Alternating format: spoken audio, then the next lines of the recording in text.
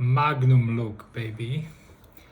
It is happening today for me because I'm back with yet another video, and this time it's so hot I had to put the shades on. Alright guys, this is a very special video for me because this bag, when it came out, I was absolutely mesmerized by it. But whenever I went to the AD, it was never in stock. I just could not get it. Then kind of ended up hating the bag, and I said, I don't even want to get it. And lo and behold, last week, the personal shopper that I usually get stuff from had this bag, new old stock in box with invoice and everything, never used, and I said it's now or never. The price was okay. It was what I was okay to pay with, and the bag is brand new condition, new.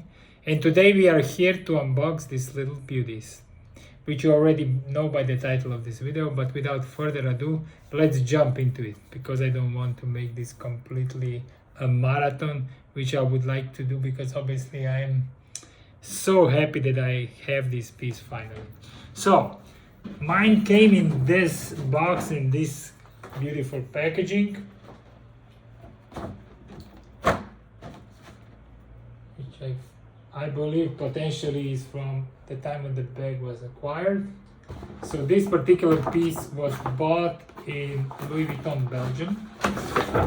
Here's the box. Yes, I took the ribbon off because I had to play with it. There is no way, right? So inside the box, my dear friends, let me open it and let me show you how it looked like when I got it. Okay, so this is a duster inside and a little thank you note from my personal shopper. And no, this is not a commercial for this lady, but I've been doing business with her for the last couple of years, and I've always been extremely impressed by her personality and professionality, for sure. Here's the ribbon.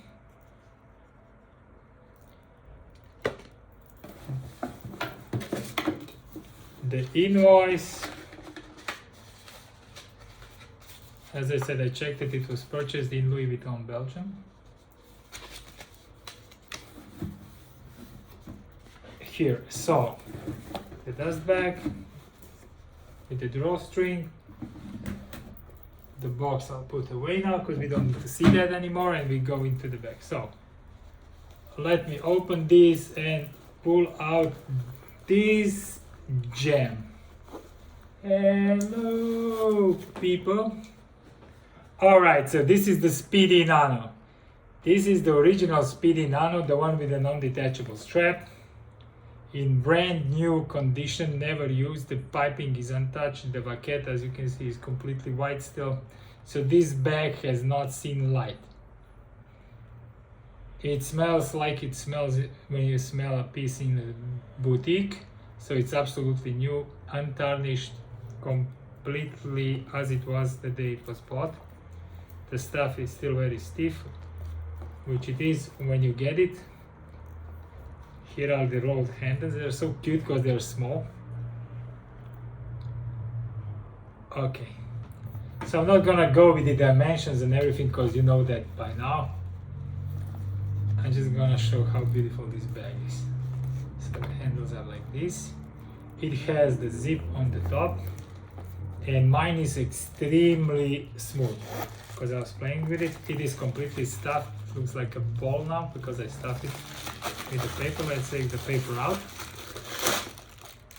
So I have a couple of pieces of this blow-up paper to kind of keep the shape of the bag. So when this is not inside, obviously it will sag a little bit. There. And you might be thinking, come on man, why did you get this small little bag? Okay, if we can pause this for a minute, let me explain. I get stuff because they make me feel a certain way, okay? And not because somebody says they are practical, unpractical. And I'll jump over this bridge immediately. Yes, this bag is quite unpractical because it's very limited in the terms of what you can take, and I'm gonna demonstrate this very quickly because I played a little bit around with it. So when I'm gonna use this bag, which is obviously gonna be sparingly, but nevertheless, I'm gonna use it definitely with a combination of a card holder. I'm gonna have a card holder. This is a Chanel one, so let me just put it inside so we see. And let's say I would have a coin purse or a kikle. Usually I don't carry coins, so let's say this would be the same as a kikle, which it actually is similar size. So let's put this inside, and that's about it. I could do then obviously from the bigger items. I could do stuff like let's say AirPods. Do I have any here? I should have some. Yes, so AirPods, earrings, a little box from the Thomas Sabo earrings. So let's put it in just for the sake of the demonstration. A flashlight, which you need or you don't need, it doesn't matter, but it is not the biggest one of these EDC flashlights. Let's put it inside. And let's say a pocket knife. And I can still easily close this. And you might say, what about the phone? Well, to be honest with you, yes, you can put the phone in there and I will show you, but then you cannot pull all the other stuff that I put. Then potentially you can do phone, keys, and you can do AirPods, obviously, some chopstick like this.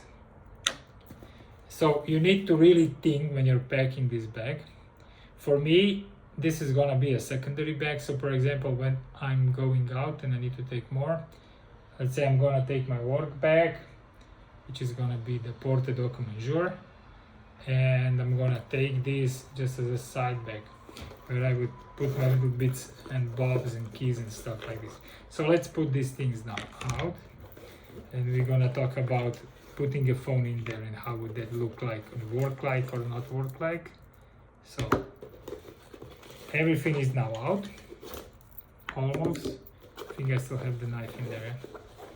Okay, so I take the knife out, so now everything is out. I'm gonna show you. It has a brown interior, nothing's now in the back. So as I'm filming on the phone, let me take an original iPhone 15 Plus case. So this is an iPhone 15 size Plus case, and to demonstrate that it does go in here, but you need to finagle it a little bit, which is not optimal, but it can be done. So pay attention. So I will put it like this and like this, right? Need to take the bag, turn it a little bit around. Obviously you need to unzip it here completely. So this is obviously not optimal, but if you want to do it, you can do it. I know because I tried. Okay. Okay, so the phone is now inside. And what else can we do? So on the side of the phone, I'm gonna put the card holder. I'm gonna do the AirPods because I need them. And let's say I would put the keys, but that's about it, okay guys? There is not much more what you could put in here. Okay, let's do the case as the place holder for the keys. And that's pretty much it, okay? Can't put much more in there. The challenge that you will have with this now, if I close it, looks very nice. But the challenge you will have with this is now how do you get your phone in and out. It's not gonna be that easy because obviously you need to finagle things around. For me, to be honest with you, my phone is either out or not out. So when it's not out, I do use extensively my Apple Watch. So I do a lot of texting and I pick up some calls over this if needed. But most of the texting I will do via my Apple Watch. So I don't need to pull the phone out all the time.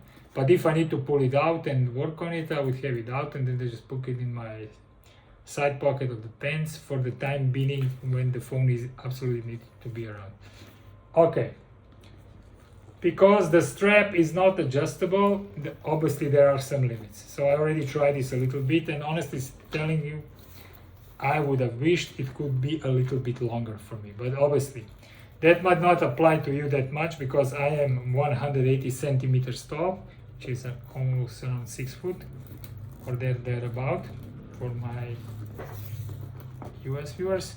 But let me put it on me so you can see how the drop looks on me, so you have an idea how this would look like on you, okay? If you're a similar, I think if you're up to around 170 to 175, you would be okay.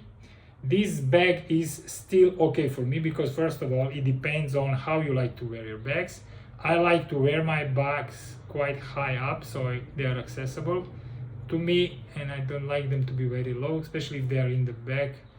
I'm scared that somebody will go into my bag. So without further ado, let me step up. So okay, so here's the bag.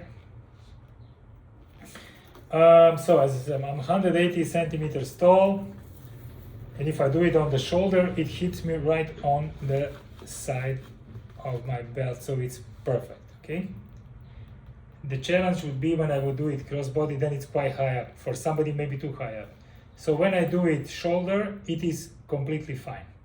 But let's do a crossbody so you will see how it will look then. So it's like this. You see, it is a bit higher up. But honestly speaking, I wear all my bags here. I never wear them down here. I like to have them here. So if I need to go in and out of this bag, it is close by. So for example, to open it, take out, let's say, the keys. There we go, for example. Or I need to take out the card holder. Voila. Like this. Close it back up. There. So this is the idea of how this would look like on somebody taller. So if you're a taller girl, expect the drop to be around here. And you need to know if this is okay with you or not. For me, I usually, if I'm running in and out of the car, I would do it shoulder, and then it's perfect drop for me, for the way I utilize this bag. If I would do it crossbody, then maybe it's a bit high, but it's still good. But as you can see, shoulder, it hits me exactly on my waistline, which is perfect for me. So, depends on how you want to use it and how you want to utilize it. Anyway, this is now up to 12 minutes, so with that I'm gonna leave you, and I'm gonna wish you a fantastic weekend and a great day ahead of you. Enjoy. As always, if you like this video, please hit the thumbs up button and subscribe for more if you didn't do yet. I usually post every Friday, depending also if I have something interesting to show you guys. Anyway, any questions, please let me know, and for the next time I'll see you on my channel. Until that time, have a great one and bye.